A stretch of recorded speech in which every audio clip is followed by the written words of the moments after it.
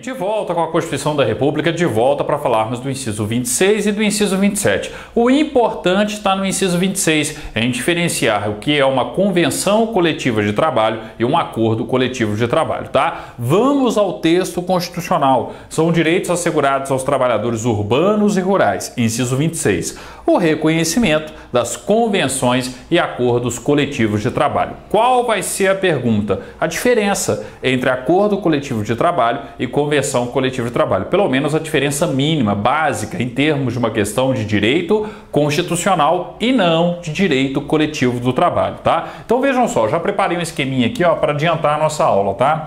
Quando eu falo de uma CCT, uma convenção coletiva de trabalho, eu estou tendo uma convenção, um pacto entre a categoria econômica como um todo. Então, exemplo, os banqueiros, representados aqui pela FEBRABAN, Federação Brasileira dos Bancos, a categoria econômica, com a categoria profissional como um todo, com os bancários. E aqui, ó, no meu exemplo, a Federação dos Bancários, tá? Então, a partir do momento que eu tenho um pacto entre a categoria econômica e a categoria profissional como um todo, tá? Eu tenho uma convenção coletiva de trabalho. E, naturalmente, todos os bancos e todos os bancários, no meu exemplo, terão que observar os dispositivos da convenção coletiva de trabalho.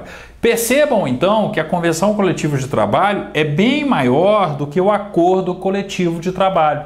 No acordo coletivo de trabalho, eu tenho uma ou mais empresas de uma determinada categoria econômica, então, exemplo, os bancos Itaú e Bradesco, fazendo um acordo com o sindicato representativo dos funcionários envolvidos, ou seja, dos seus respectivos funcionários, tá? Então, percebam que o acordo coletivo de trabalho, logicamente, ele vai ser muito mais restrito, limitado, do que a convenção coletiva de trabalho.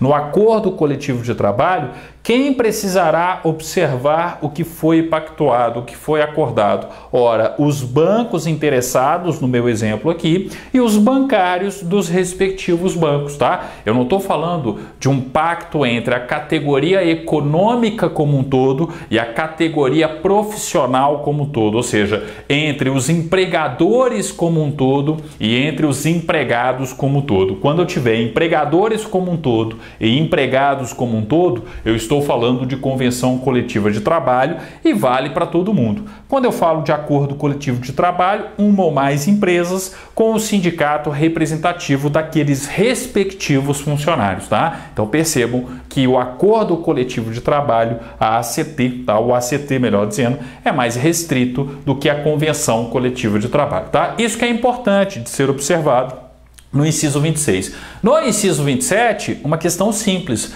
Basta a lembrança do texto constitucional. Quando cai, tá? Então é um direito assegurado aos trabalhadores urbanos e rurais, proteção em face da automação na forma da lei. Existe uma preocupação da Constituição com a automação das atividades laborais. E existem aí, né, políticas públicas que serão voltadas para a proteção em face da automação na forma da lei. Numa questão de direito constitucional, basta lembrar do texto do inciso 27, ok? Mais importante, 26, tá? Atenção com essa diferença entre convenção coletiva de trabalho e acordo coletivo de trabalho. Obrigado, até o nosso próximo encontro, dando continuidade ao artigo 7º a partir do inciso 28.